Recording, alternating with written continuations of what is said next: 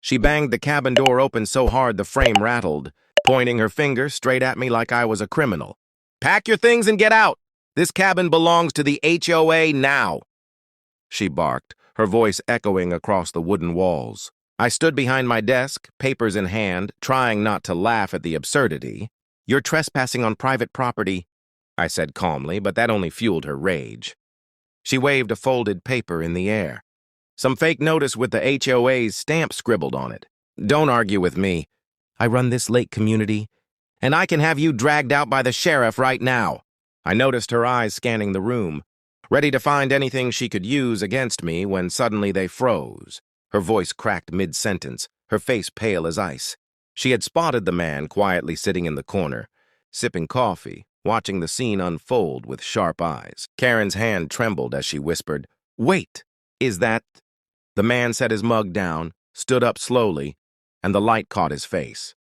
Every American knew him instantly, the governor of the state himself, standing right inside my cabin office. Karen's jaw dropped, but she tried to cover it with her usual arrogance. "Oh, what's he doing here?" she stammered. I leaned forward, my voice steady but low. "You stormed into my office without knocking. And you just threatened me in front of the governor." Her fake authority crumbled in that moment. She glanced at the door as if planning her escape, but the governor spoke before she could move.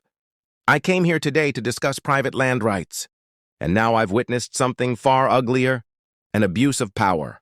His tone carried weight that made even the wind outside seem to still. Karen's face turned red. She tried to smile, then raised her voice. No, you don't understand. This man doesn't even own this land, I'm just—" But the governor cut her off with one line that made her lips tremble. "Lady, I've already seen the deed."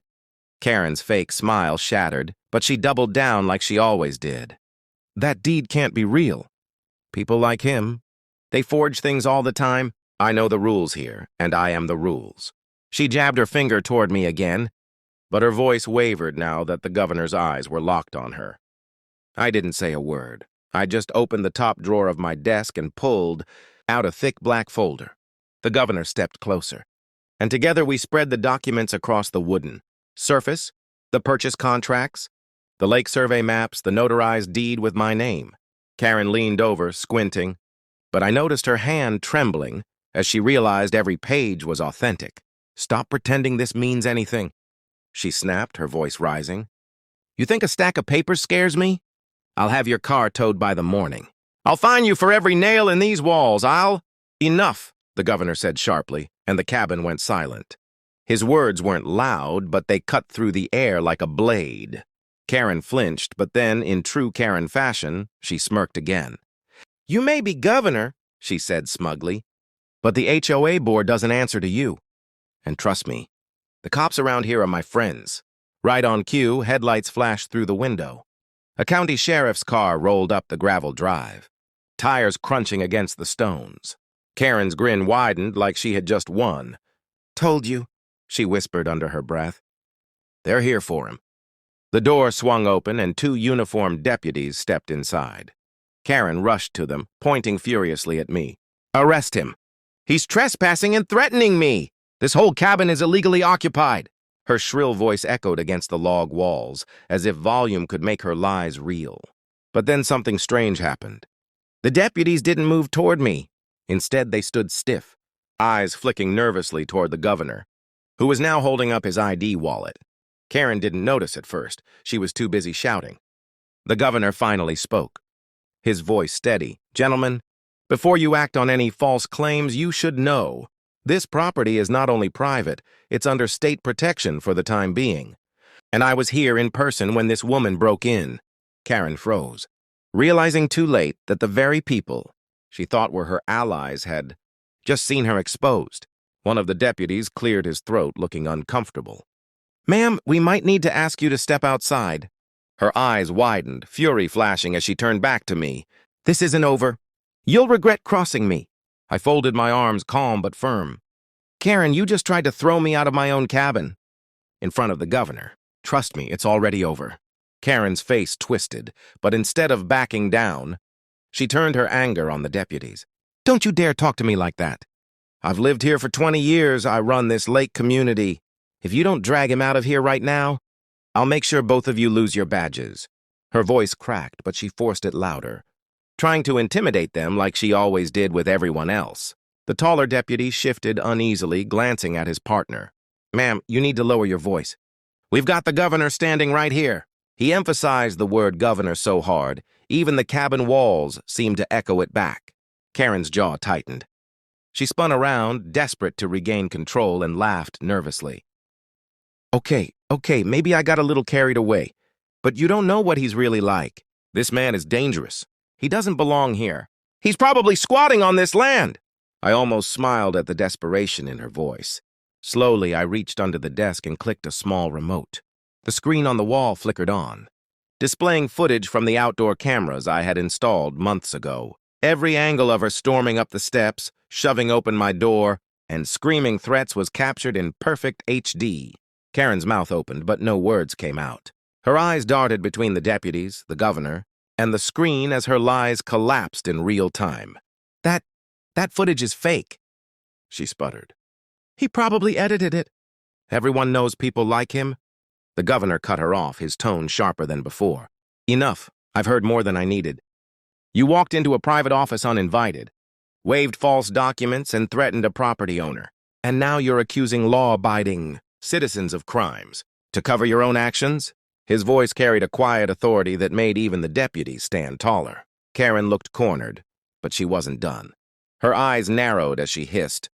"You think you're untouchable? Because you've got cameras and friends in high places? Watch me. I'll call the entire HOA board and they'll crush you in court. You'll be buried in fines before the week is over." I leaned against the desk, calm and steady, my voice low but sharp. "That's funny, Karen. Because you don't know who I really am, do you?" She blinked, confusion flickering across her face. The deputies turned to me, even the governor paused, waiting. I straightened and walked slowly toward her. "You thought I was just some cabin owner you could push around. You thought I was powerless. But what you didn't know is that before I bought this property, I spent 20 years serving as a federal judge." The silence in the cabin was heavy, broken only by the sound of Karen's sharp inhale. The deputy's eyes widened. Even the governor gave a small nod, like pieces of a puzzle had just clicked into place. Karen staggered back a step, shaking her head. No, you're lying. You can't." I pulled out a leather-bound case from the bottom drawer, flipped it open, and placed it on the desk. Inside was the official badge, still polished, still carrying weight. The governor's expression hardened as he looked at it. "He's not lying," he said quietly. "And if you keep pushing this, you're about to find out just how serious this can get." Karen's face went pale. She opened her mouth to argue, but no sound came out. For the first time since she barged into my cabin, she looked small, powerless, and yet instead of staying silent, she whispered something that made the entire room freeze. "You may be a judge, but you don't understand what this HOA board is really capable of." The way she said it sent a chill down the room. Her tone wasn't bluff anymore, it was almost like a warning. The deputies exchanged uneasy glances, and even the governor tilted his head slightly, watching her closely. Karen clenched her fists, her voice trembling but determined. "You think you've won just because you showed me up in front of a couple uniforms and the governor? You don't get it. The HOA board has deeper ties than you could ever imagine. Judges, sheriffs, even politicians." She shot a glance at the governor, almost daring him. "People listen when we speak. People obey." The governor stepped forward, his face stone-cold serious. "That sounded like a threat, ma'am."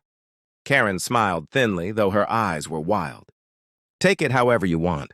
But you won't stop us. You think one cabin deed and a badge in a drawer makes you powerful? Wait until you see the paperwork we can file against you. You'll spend years fighting in court while your life burns down around you." I didn't flinch. I let her words hang in the air before calmly replying. "Karen, do you know why I left the bench? Why I bought this cabin?" She blinked, uncertain, and for a moment, the mask slipped. "I got tired," I said slowly, "of watching greedy little boards abuse honest families, thinking no one could touch them.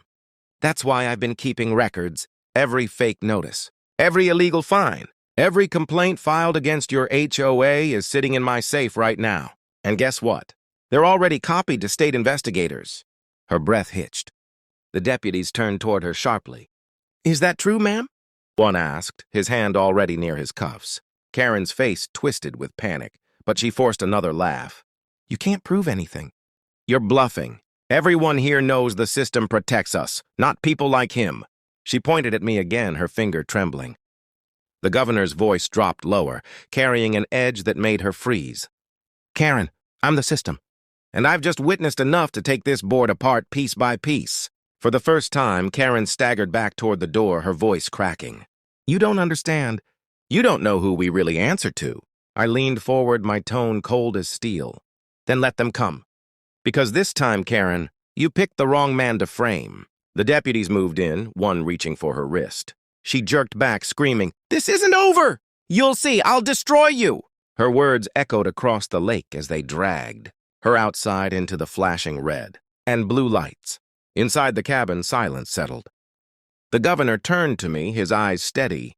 You weren't exaggerating, were you? About the evidence. I closed the folder on the desk and locked it.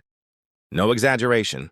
And when it all comes out, this won't just be about Karen, it'll bring down the entire board. The governor gave a slow nod, almost a smile. Good. Then let's make sure this ends the right way. The deputy's car pulled away, Karen's shouts fading into the night until only the soft hum of crickets filled the silence around the lake. I stood at the doorway, arms crossed, watching the taillights disappear. For years she had bullied families, ruined gatherings, and acted like she owned every inch of this land. Tonight, she finally realized she couldn't scream her way out of the truth. The governor stepped beside me, his hands tucked behind his back. You know, he said quietly, I've dealt with corrupt mayors, senators, even CEOs. But the arrogance I saw in her, it's something else. He turned his head toward me.